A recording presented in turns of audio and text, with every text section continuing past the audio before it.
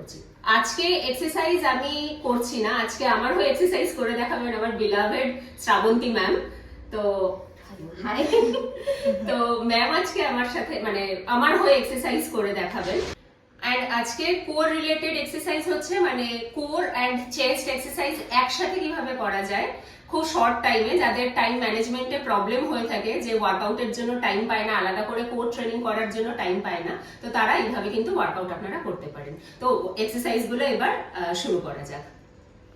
আজকে বেসিক্যালি যেই টাইপের এক্সারসাইজ গুলো দেখানো হবে সেটা হচ্ছে কোরকে এঙ্গেজ রেখে কিভাবে ওয়েট ট্রেনিং করা যেতে পারে, যাদের কোর লুজ হয়ে গেছে বা অনেকেই এসে এরকম ভাবে বলতে পারেন, মানে বলতে থাকেন আমাকে যে ব্যাক পেইন রয়েছে, বাট এক্সারসাইজও করতে চাইছেন, হয়তো হাতে অতটা টাইম নেই, শর্ট টাইমের মধ্যে কি করে দুটোই একসাথে এঙ্গেজ করানো যায়, যেটাতে ব্যাক পেইনও থাকবে না বা এক্সারসাইজ করার সময় ব্যাক পেইনও হবে না, আবার কোরটাও একটু স্ট্রং থাকবে, ইনচেসটা পেটের সাইড থেকে একটুখানি কমতে থাকবে। এই সবকিছু যদি টাইম ম্যানেজমেন্ট করে একসাথে এক্সারসাইজ গুলো করা যায়, তাহলে সেটা কিভাবে করব সেটা আমরা আজকে চেস্টের কয়েকটা এক্সারসাইজ দিয়ে দেখাচ্ছি। ফার্স্ট হবে আজকে এক্সারসাইজ, একটা ডাম্বেল ফ্লাই দেখাবো আমি। এক্ষেত্রে করতে গেলে আগে পেলভিকটাকে টিল ধরতে হবে, নেভেল কন্ট্রাকশন করতে হবে। নেভেল কন্ট্রাকশন করে পেলভিক টিল ধরে সিঙ্গেল লেগ আপ বা ডবল লেগ একসাথে করে আপ করে নিয়ে হোল্ড করতে হবে, যেটাকে আমরা ডেড বাগ পশ্চার বলি। এন্ড এই ডেড বাগ পশ্চারে থেকে ডাম্বেল ফ্লাই হবে। এবারে ফার্স্ট ডাম্বেল ফ্লাই, পাঁচটা। Inhale down and exhale up 1, inhale down and exhale up 2, inhale down and exhale up 3, 4, 5, relax. Next exercise হবে ডাম্বেল প্রেস। আবারও আমরা এরকম ডেড বাগ পশ্চারে ধরে নেব। যাদের পা এরকম ভাবে স্ট্রেট ধরে রেখে ওয়ার্কআউট করতে প্রবলেম হবে, তারা নিটাকে এইভাবে ফোল্ড করে নিতে পারেন। ওকে, এন্ড শুধু মাথায় রাখতে হবে কোমর যেন ফ্লোর না ছাড়ে এন্ড নেভেল যেন ফুল কন্ট্রাক্টেড থাকে।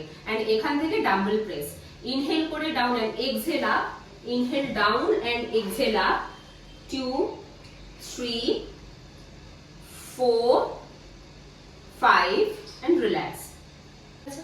নেক্সট এক্সারসাইজ করব ডাম্বেল পুল ওভার। এক্ষেত্রেও আমরা কোরটাকে কন্ট্রাকশন রেখে কিভাবে এক্সারসাইজটা করব সেটা দেখে নিই।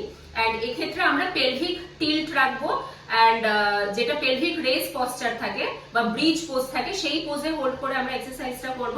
এন্ড নেভেল কন্ট্রাকশন রেখে কোমরটাকে লিফট করব, এন্ড এইটা মাথার পিছনে ডাম্বেল থাকবে। এন্ড এক্সহেল করে চেস্টের আপ অবধি নেব। And exhale, inhale back and exhale chest অবধি 2, inhale back and exhale 3, inhale exhale 4. আমাদের নেক্সট এক্সারসাইজ হবে চেস্ট রোল। তো সেক্ষেত্রে করতে গেলে আগেই নেভেলটাকে কন্ট্রাকশন করব, আপার বডিটাকে আপ রাখলাম, তাতে আমার অ্যাবডোমেনের এই জায়গাটা কন্ট্রাক্টেড হলো, এন্ড এখান থেকে পা তুলে নিলাম। ফুল আমরা একটা বোট পজিশনে এলাম, লাইন বোট পজিশনে, এন্ড এখান থেকে ডাম্বেল রোল করব। And inhale down and exhale 1, 2, 3, 4,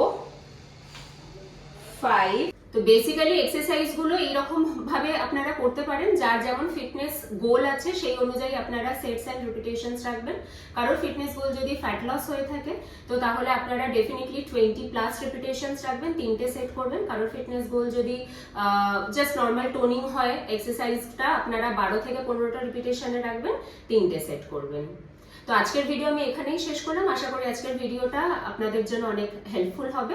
আপনারা এটা বাড়িতে প্র্যাকটিস করুন, এবং যদি মনে করেন আপনারা চান যে আমার সাথে ট্রেনিং করবেন, তো তাহলে আপনারা আমার স্টুডিও জয়েন করতে পারেন। আমার স্টুডিও এখন রহরা অরুণাচল মোড়ে কোঅপারেটিভ ব্যাংক বিল্ডিং এ আর নিচে রয়েছে। তো আপনারা জয়েন করুন। বি ফিট ওয়েলনেস স্টুডিও আপনারা পেয়েও যাবেন, গুগলে সার্চ করলেও লোকেশন দেওয়া আছে সেখানে। তো আমার সাথে থাকুন, আমার চ্যানেলটা সাবস্ক্রাইব করুন, অ্যান্ড নমস্কার।